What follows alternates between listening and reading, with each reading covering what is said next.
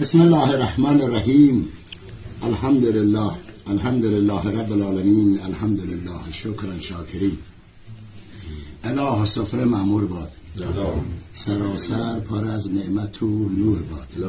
چشم حسود گزند شیاطین از این سفره، از این خانواده و از این جمع دور باد. اله سفره داری کمال مردان است، صاحب سفره شاه مردان است.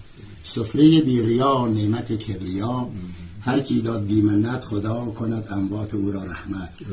بر ما حلال، بر صاحبش خیر و برکت، برکت نعمات سلامتی جمع حاضر، خوشبختی عروس و داماد. بر محمد و آل محمد صلوات. اللهم صل علی محمد. با جای بخشیتی بسیار زیبا.